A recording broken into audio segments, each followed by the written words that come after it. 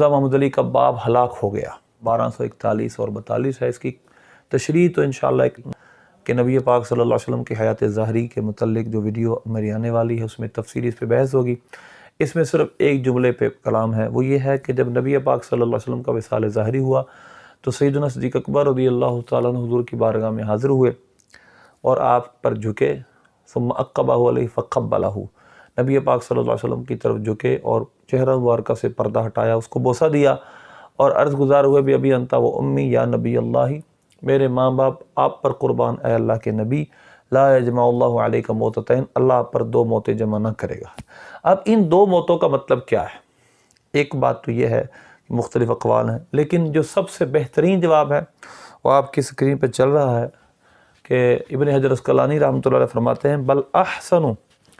من ھذا الجواب واحسن من ھذا الجواب ان یقال، اس جواب سے خوبصورت جواب ہے یہ ہے، بلکہ بہترین جواب یہ یوں کہا جائے ان حیاتہ صلی اللہ علیہ وسلم فی القبر لا یعقبھا موت، کہ آپ کی قبر میں حیات طیبہ وہ ہے کہ جس کے بعد موت نہیں ہے، بل یستمر حیا، بلکہ آپ زندہ ہیں، والانبیاء احیاء فی قبورہم، اور انبیاء اپنی قبروں میں زندہ ہوتے ہیں۔ تو لہذا اس کا ایک مطلب تو یہ ہے کہ اللہ نے آپ کو جو قبر میں زندگی عطا فرمائی ہے وہ ہمیشہ کی ہے۔ اب یہاں پر ایک دوسرا سوال ہے کہ کیا انبیاء کرام کو یہ کہنا کہ وہ مر گئے، حدیث میں اور ایک آیت بھی اس حدیث میں کوٹ کی گئی وما محمد الا رسول قد خلت من قبلہ رسول افئن مات او قتل انقلبتم، یہ سورہ آل عمران کی آیت نمبر 144 ہے۔ کیا اس کو لے کر کوئی یہ کہے کہ انبیاء مر گئے، معاذ اللہ یہ کہنا درست ہے، وہ مر چکے ہیں، اس طرح کے سخت جملے کہنا کیسا ہے؟ ہم اس کو ذرا ڈیٹیل سے سمجھنے کی کوشش کریں گے۔ نمبر ایک یہ ہے کہ یہ اللہ کریم اپنے حبیب کو فرما رہا ہے، اور اللہ اپنے جس بندے کو، مخلوق کو جو چاہے فرما سکتا ہے، اس پر کوئی شریعت کے اصول نہیں ہیں۔ یہ شریعت کے اصول ہم پر ہیں، وَتُعَزِّرُوهُ وَتُوَقِّرُوهُ، ہمیں حکم ہے کہ ہم نبی پاک صلی اللہ علیہ وسلم کی تعظیم کریں، توقیر کریں، ادب و احترام کریں۔ ایک بات تو یہ ہے اِنَّكَ مَيِّتٌ وَإِنَّهُم مَيِّتُونَ، کوئی اس کو بھی اگر استدلال کرتا ہے 30ویں پارے کی آخری آیت سے کہ وہ بھی مرنے والے ہیں اور آپ بھی وصال کرنے والے ہیں، کہ اللہ نے خود میت فرمایا، تو اللہ نے فرمایا، ہم نے اور آپ نے نہیں۔ ہم پر شریعت ہے، ہم پر حلال و حرام ہے، تقاضے ہیں، احکامات ہیں، اللہ پر کوئی حکم نہیں ہے۔ اگر کوئی شخص اپنے باپ اس کو اپنے بیٹے کو کہتا ہے، مثلا بیٹے کو کہتا ہے کہ تو کوئی سخت جملہ بولتا ہے، تو اب بیٹے کا بیٹا یا بیٹے کا شاگرد یا بیٹے کا ہم پلہ وہی جملے اس شخص کے بارے میں کہے اور کہے تیرا باپ بھی تو یوں کہتا ہے، تو یقیناً وہ غصہ کرے گا، وہ میرا باپ ہے۔ یا استاد اپنے شاگرد کو جملے کہتا ہے اور شاگرد بھی اس شاگرد کو وہی جملے کہیں جو استاد کہتا ہے، یقیناً سب کہیں کہ یہ درست نہیں ہے۔ تو بلا تمثیل اللہ تبارک و تعالیٰ اپنی مخلوق کے بارے میں جس پر چاہے جو جملے استعمال کرے وہ ہے، وہ خدا ہے، لہذا اس پر کوئی شریعت نہیں، ہم پر شریعت ہے، ہمیں ادب و احترام کا حکم ہے۔ نمبر 2، کیا یہ جو جملے ہیں، یہ جو جملے قرآن پاک میں ہیں، کیا ہمارے دور کا عرف اس کے مطابق ہے؟ یہ سمجھنا ضروری ہے۔ قرآن جب اترا تو اس وقت ان جملوں کا عرف کیا تھا، یہ بڑی سمجھنے والی بات۔ مثلا ایک لفظ ہے جس کا معنی، جس کو ہلاک کہا جاتا ہے، ہلاک ہونا۔ یوں کہا جائے، یہ جو مرزا محمد علی نے بھی کہا ہے کہ یہ لفظ کہنا کوئی گستاخی نہیں، قرآن میں استعمال ہوا، تو ہم یہ کہتے ہیں کہ مرزا محمد علی کا باپ ہلاک ہو گیا، یقیناً غصہ چڑھ جائے گا اور کہیں گے یہ بد اخلاق مولوی ہیں، ان کو کیا پتہ مورل کیا ہوتا ہے، ایتھکس کیا ہوتے ہیں۔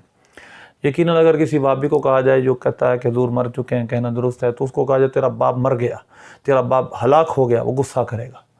حالانکہ یہی لفظ قرآن پاک میں حضرت سیدنا یوسف علیہ السلام کے بارے میں قرآن میں استعمال اللہ نے فرمایا ہے۔ دیکھیں آیت نمبر ہے سورہ مومن کی آیت نمبر 34، وَلَقَدْ جَاءَكُمْ يُوسُفُ مِن قَبْلُ بِالْبَيِّنَاتِ وَمَا زِلْتُمْ فِي شَكٍّ مِّمَّا جَاءَكُمْ بِهِ، کہ یوسف علیہ السلام تمہارے پاس اس سے پہلے بھی نشانیاں لے کر آئے اور تم ان کے بارے میں شک ہی میں رہے جو وہ لے کر آئے، حَتَّى إِذَا هَلَكَ قُلْتُمْ لَن يَبْعَثَ اللَّهُ مِن بَعْدِهِ رَسُولًا، یہاں تک کہ جب وہ ہلاک ہو گئے۔ اب یہ ترجمہ ظاہری ہے، لفظوں کا ترجمہ یہ ہے، لیکن ادبی ترجمہ یہ ہے ہمارا کہ جب وہ انتقال کر گئے تو انہوں نے کہا، تم نے کہا کہ اب اللہ ان کے بعد کوئی رسول بھیجے گا ہی نہیں۔ تو اب ہلاکہ، حتی اذا ہلاکہ، اللہ نے یوسف علیہ السلام کے بارے میں استعمال کی، تو آپ کر سکتے ہیں کسی نبی کے بارے میں۔ اب آگے چلتے ہیں، صحیح بخاری کی ایک اور حدیث اسی لفظ کے ساتھ بھی بیان کروں گا۔ صحیح بخاری کی حدیث نمبر 3455، اس حدیث میں حضرت سیدنا ابو ہریرہ رضی اللہ تعالیٰ عنہ بیان کرتے ہیں نبی پاک صلی اللہ علیہ وسلم سے، یحدث عن النبی صلی اللہ علیہ وسلم کانت بنو اسرائیل تسوسهم الانبیاء، کہ انبیاء کرام علیہ السلام بنی اسرائیل کے اندر سیاسی معاملات، ان کے جو معاملات ہوتے تھے اس کو ایک نبی جاتا دوسرا نبی آ جاتا تھا، کلما ہلاک نبی خلفہ نبی، یہ لفظ ہے کلما ہلاک نبی، جب کوئی نبی انتقال کر جاتا تو دوسرا نبی آ جاتا، وَإِنَّهُ لَا نَبِيَّ بَعْدِي، اور میرے بعد کوئی نبی نہیں۔ اب نبی پاک صلی اللہ علیہ وسلم نے بھی ہلاکہ کا جملہ استعمال فرمایا، تو کیا ہم انبیاء کے بارے میں ہلاک کا لفظ اب بول سکتے ہیں؟ یقیناً سب کہیں گے نہیں۔ ایک اللہ رسول کا معاملہ ہے اور ایک ہمارا معاملہ ہے۔ نبی پاک صلی اللہ علیہ وسلم سید الانبیاء ہیں، اور دوسری بات یہ ہے کہ جو سمجھنے والی ہے، یہ اس دور کا عرف تھا، اور اس دور کے عرف میں یہ جملے گستاخی نہیں سمجھے جاتے تھے۔ اب میں نے جیسے پہلے مثالاً کہا کہ مرزا محمد علی کا باپ ہلاک ہو گیا، مرزا محمد علی کی ماں ہلاک ہو گئی، ان کو غصہ چڑھے گا، یا کسی بڑے مولوی کے جو نبی پاک صلی اللہ علیہ وسلم کے بارے میں مرنے کا لفظ استعمال کرنے کو جائز سمجھتے ہیں، ہم سمجھتے ہیں کہ اگر ان کے باپ کے بارے میں کہ وہ مر گیا، اس کا باپ ہلاک ہو گیا، ان کو غصہ چڑھے گا کہ نہیں؟ حالانکہ یہ دونوں لفظ قرآن میں حدیث میں ہیں۔ تو یقیناً یہ جملے جب ان کا نزول ہوا تو اس وقت ان کا استعمال اتنا برا نہیں سمجھا جاتا تھا، لیکن عرف بدل گیا، رواج بدل گیا، رواج کے بدلنے سے ان جملوں کا استعمال گستاخی سمجھا جانے لگا، بے ادبی سمجھا جانے لگا، لیکن ہمارے عرف میں۔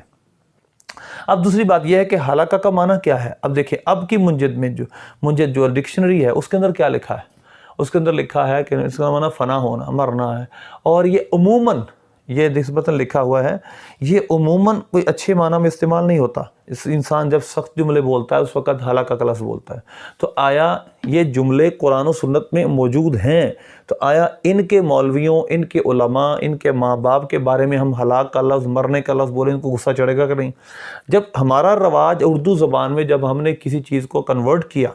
تو ظاہر ہے ہمارا رواج ہے، ہمارا رسم ہے، ہم نے کسی لفظ کو اچھے معنی میں استعمال کیا، کسی کو برے معنی میں، عربی لفظ جو اس طرح استعمال کرتے ہیں ہم نے قطع نظر اپنا ایک عرف بنایا۔ تو ہمارے عرف میں ماتا کا جو ترجمہ ہے اگر مرنے سے کیا جائے، اور ہلاکہ کا ترجمہ اگر مرنے سے کیا جائے، ہلاک ہونے سے کیا جائے، تو اس کو برا سمجھا جائے گا۔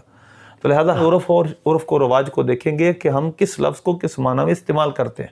اس لیے یہ بات بڑی اہم ہے کہ انبیاء کرام علیہ السلام کو دلیل بناتے ہوئے کہ اللہ نے فرمایا ہے، رسول اللہ نے فرمایا ہے، کہ ہم بھی کہہ سکتے ہیں، یہ تو کوئی جواز نہیں ہے۔ ایک تو یہ ان کی شانیں اور ہیں، ان کے معاملات اور ہیں، اور ہم جیسے ادنا لوگ اتنے اعلیٰ شان والوں کے بارے میں یہ لفظ نہیں بول سکتے۔ اللہ خالق کائنات وہ جیسے استعمال فرمائے، نبی پاک صلی اللہ علیہ وسلم سید الانبیاء ہیں۔ اور دوسرا بات وہی ہے کہ یہ لفظ پہلے گستاخی کے لیے استعمال نہیں ہوتا تھا، ہمارے اردو میں اس کی جو کنورٹ کیا گیا، ہمارے فہرست میں اس کا استعمال اچھے معنی میں نہیں ہے۔ تو یہ ایک سمجھنے والی بات تھی۔